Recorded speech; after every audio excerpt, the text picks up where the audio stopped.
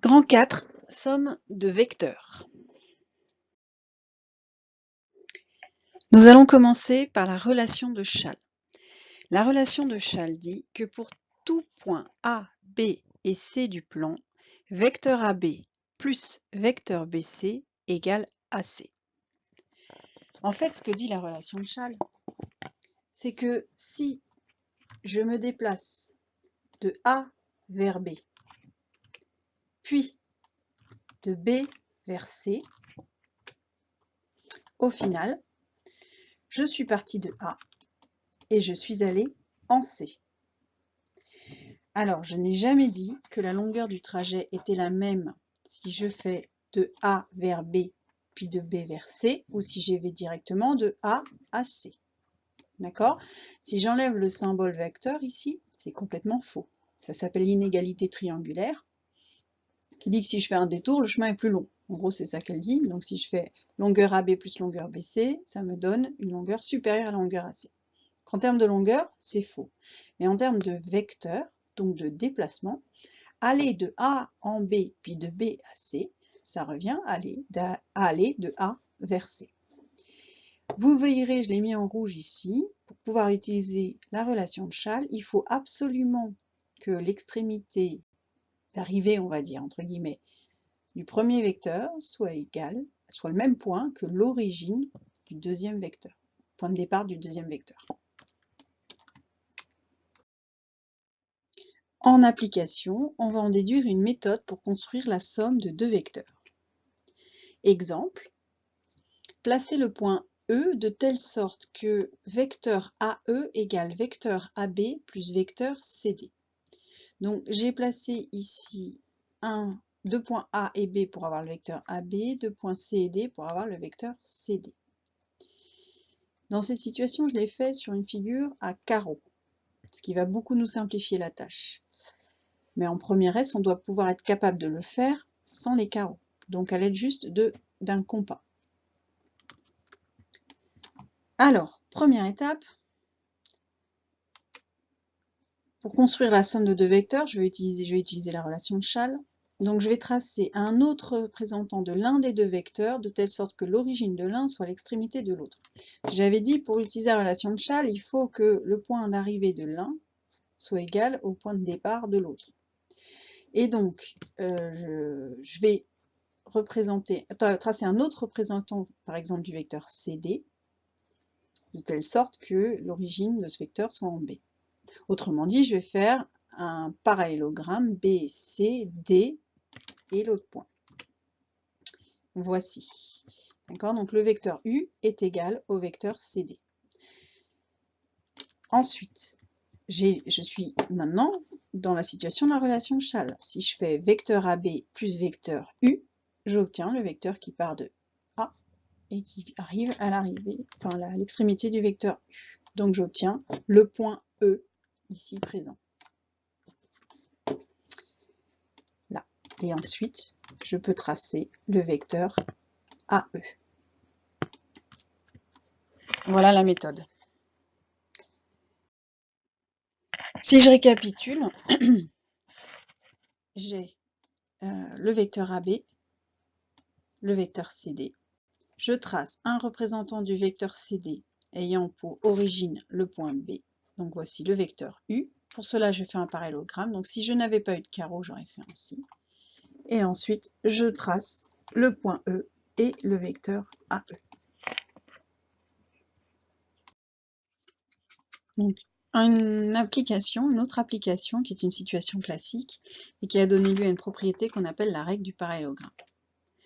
Si j'ai trois points A, B et C non alignés, et cette fois-ci, je veux placer un point D de telle sorte que vecteur AB plus vecteur AC égale vecteur AD. Alors cette fois-ci, mon problème, c'est que l'origine de chaque vecteur est la même. Donc je ne suis pas dans la relation de Chasles, il me faudrait AB plus BC par exemple. Et là, le point qui est ici n'est pas le même que celui qui est là. Donc je ne peux pas appliquer la relation de Chasles. Qu'à cela ne tienne, je vais tracer un autre représentant du vecteur AC qui a pour origine B. Donc j'ai tracé ici un vecteur W.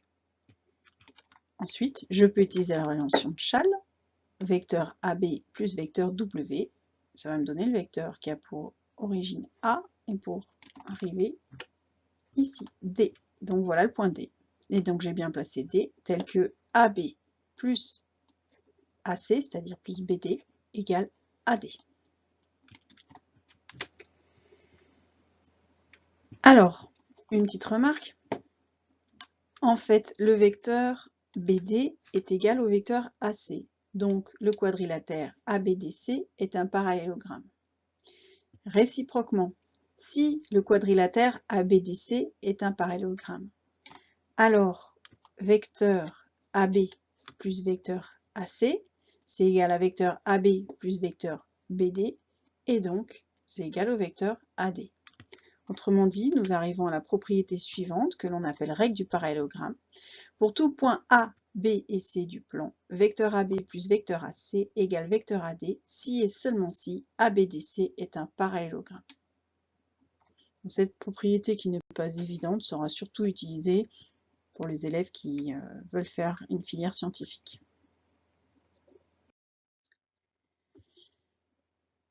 Nous allons voir maintenant comment calculer les coordonnées de la somme. Nous avons vu précédemment que pour montrer que deux vecteurs sont égaux, il est parfois beaucoup plus simple de passer par leurs coordonnées. Il suffit de montrer que les coordonnées sont égales.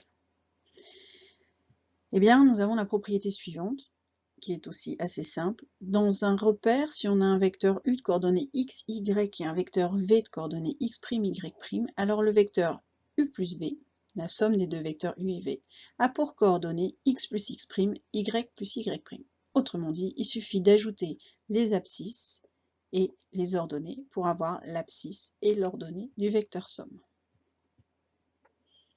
À l'aide de coordonnées, on a donc une façon beaucoup plus simple de déterminer la somme de vecteurs que de faire nos constructions précédentes avec des parallélogrammes et la relation de Schall.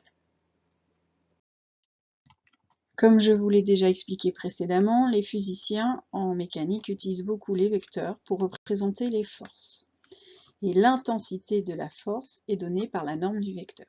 Donc, on dira qu'en sciences physiques, un système est équilibré d'après la loi fondamentale de la dynamique lorsque la somme des forces exercées sur le solide est égale au vecteur nul, c'est-à-dire le vecteur de coordonnées 0, 0. Donc on imagine un skieur sur un téléski qui est soumis à trois forces. Le poids, qui va vers le bas, la réaction du sol, c'est-à-dire le fait que le sol l'empêche de s'enfoncer, qui est perpendiculaire à la direction du sol. Alors là, vous avez représenté la piste, d'accord ? Et enfin, la tension de la perche, qui est la force exercée par le téléski et qui donc lui permet de remonter la pente. Première question, lire les coordonnées des vecteurs P, T et R.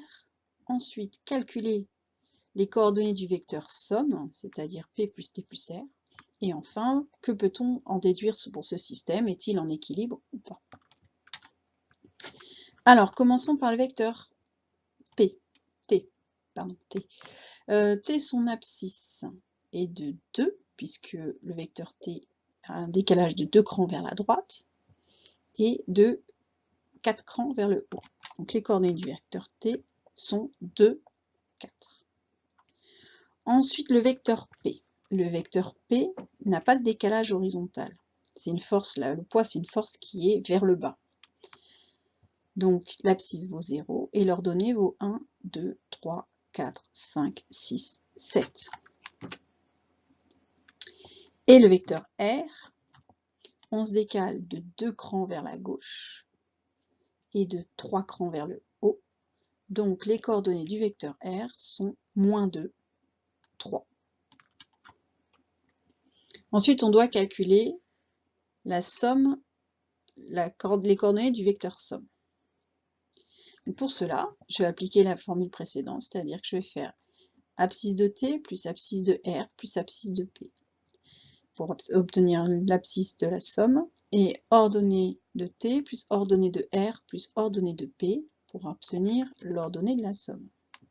Donc j'ajoute ces trois. 2 moins 2 plus 0, ça fait 0. 4 plus 3 moins 7, ça fait 0. Conclusion, P plus T plus R égale au vecteur nul. Enfin, d'après la loi fondamentale de la dynamique, on en déduit que le système est en équilibre, c'est-à-dire que le mouvement est uniforme, c'est-à-dire que le skieur ne subit pas d'accélération.